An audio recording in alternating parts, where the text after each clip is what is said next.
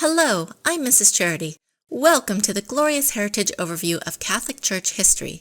Discover the amazing story of the Church together as a family as you color and paste your way through the timeline and printables, which you can find on our website. And now, let's move into our topic for today.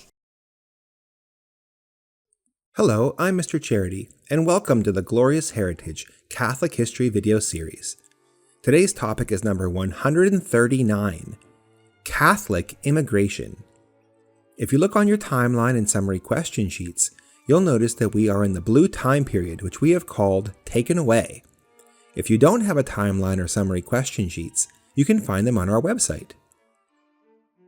Do your parents have an old photo album at your house? I don't mean the photos of when your parents were little children. That is old, but I'm talking about photos that are even older than that. Does your family have pictures of your grandparents or even your great-grandparents when they were children?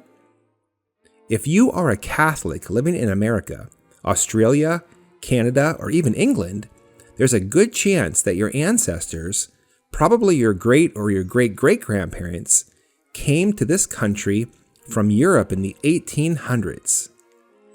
I know because that is exactly what happened to my family.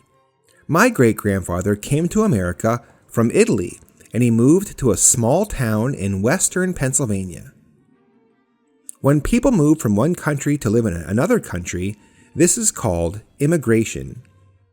In the mid to late 1800s, many Catholic immigrants left their homelands in Europe to move to other places in the world, like America, Australia, and Canada being the places that were most popular for them to immigrate to.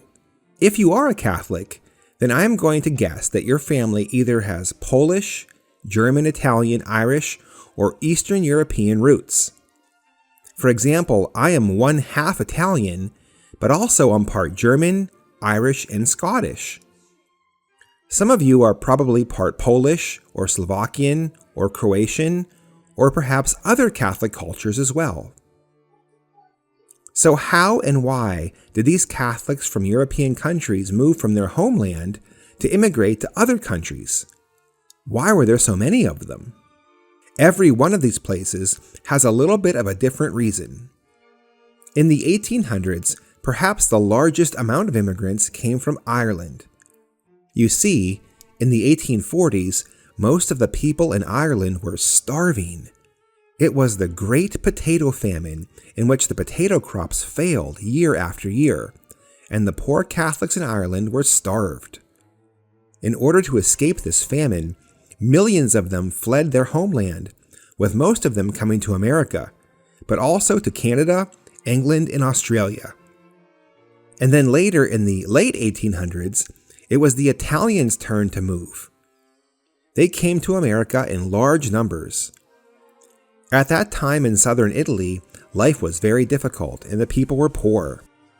So many of them came to find a job, and once they did, they sent for the rest of their family to join them. Overall, the largest amount of Catholic immigrants to leave their homelands were from Ireland, Germany, and Italy, but also from Poland and other Eastern European countries. Now, Mrs. Charity will tell you about the very poor way in which some of the Catholics were treated by the Protestants once they arrived in the new land. Hello, I am Mrs. Charity. So often, the Catholic immigrants had a difficult time when they arrived in their new lands. In America, Protestants were nervous about so many Catholics coming to America, and they treated them poorly.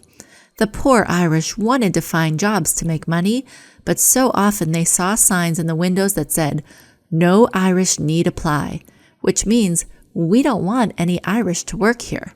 Imagine being a Catholic Irish immigrant who just fled from Ireland because of a famine, only to arrive in America and be told that you weren't welcome.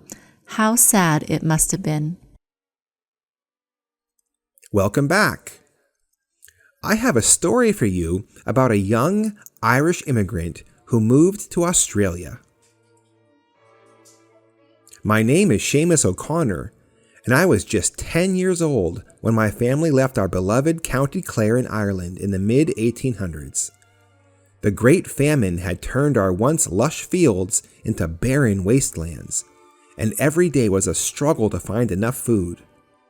Our family prayed the rosary for heaven to help us, and when the chance to sail to Australia came, we saw it as God's answer to our prayers.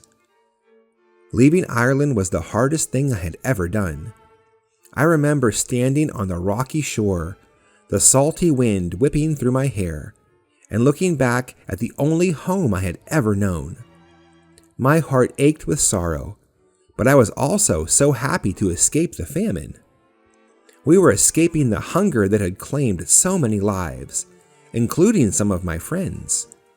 The journey across the ocean was not easy. The ship was crowded and the air was thick with the smell of sickness. Every day our family prayed the rosary. The sea was rough and many passengers got sick. Every day that passed was a trial, but we offered up our suffering for the starving country we left behind. After weeks of hardship, we finally saw the shores of Australia. The sight of the new land filled me with a sense of relief and wonder. It was so different from Ireland, with its strange animals and vast open spaces. As we stepped onto the dock, I cried with joy and thanked God. We had survived the famine and a perilous journey.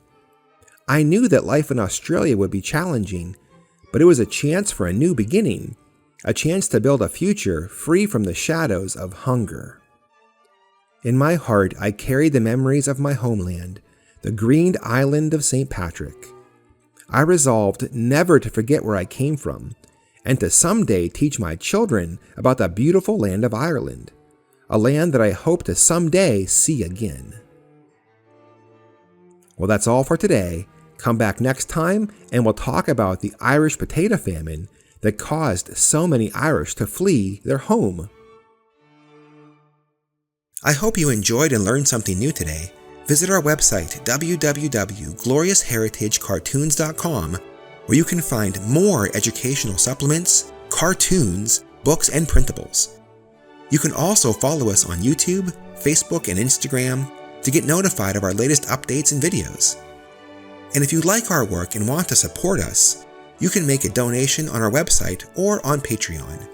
We really appreciate your generosity and kindness. Please don't forget to like, comment, share, and subscribe to our channel, and see you next time.